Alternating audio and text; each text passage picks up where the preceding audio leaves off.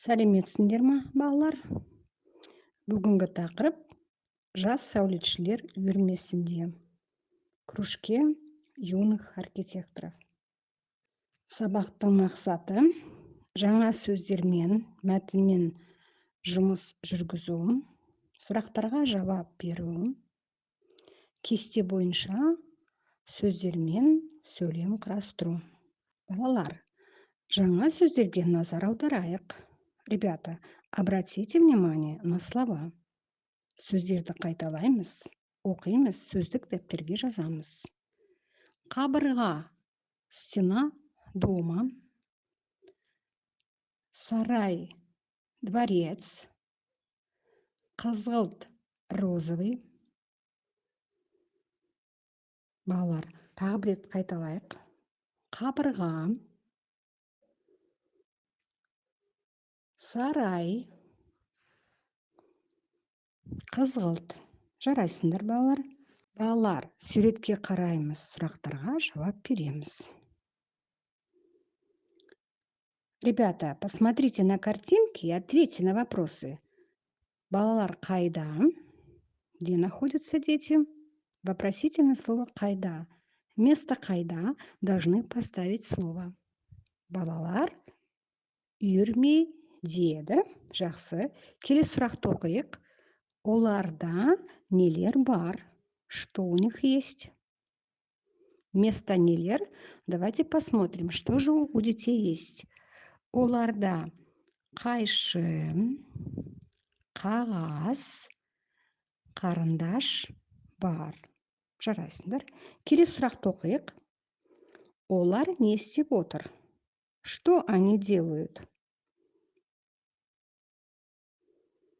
Олар жоба жасап отыр. Жарайсыңдар, балалар. Келесі слайдқа назар аударайық.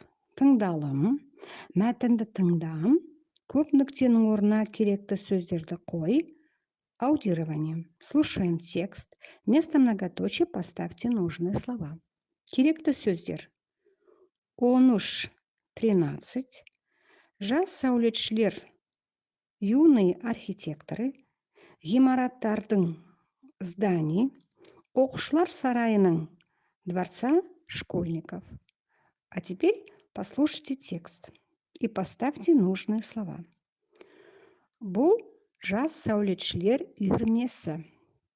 Үйірмеге 13 оқушы қатысады. Үйірмеде ғимараттардың жобасын жасаймыз. Саша екеуміз қағаздан оқушылар сарайының жобасын жасадық. Теперь послушайте перевод. Это кружок юных архитекторов. В кружке участвуют 13 учеников. В кружке мы делаем проекты зданий. Мы с Сашей сделали бумажный проект дворца школьников. Келесі слайдқа назар аударайық. Жазылым. Тыңдалған мәтінге сәйкес сөздерді тіркестіріп жаз. Вам нужно написать словосочетание. Например, 13 оқушы. Ал енді балалар, жазғандарыңды тексерейік. Давайте, ребята, проверим вашу работу. Ғимараттардың жобасы. Жас сәулетшілер жобасы. Жоба жасауды үйренеміз. Оқушылар сарайы. Әкем сәулетші. Жарайсыңдар, балалар. Балалар, келесі тапсырма оқылым. Мәтінді оқы, сұрақтарға жауап бер. Мәтінді оқимыз. Саша екеуміз қағаз, пазл, ағаш, легадан жобалар жасаймыз.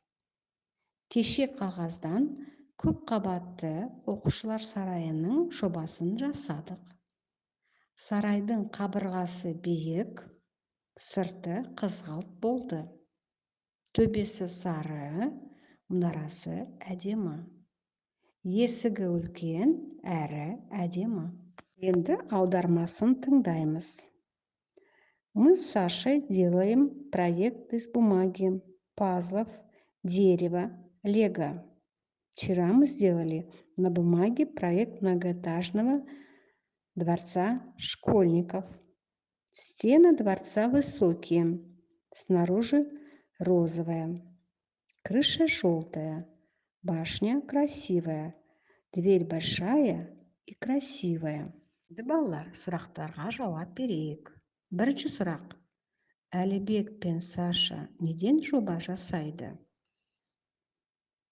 Мәтіннен қараймыз, жауап береміз. Әлібек пен Саша қағаз, пазл, ағаш, легадан жобалар жасайды. Жарайсыңдар. Келесі сұрақты оқиық. Олар кеше қағаздан ненің жобасын жасады?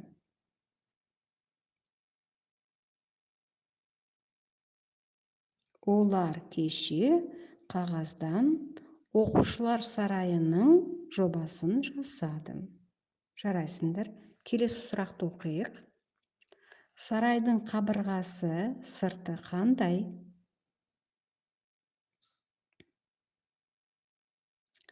Сарайдың қабырғасы биік, сырты қызғылт.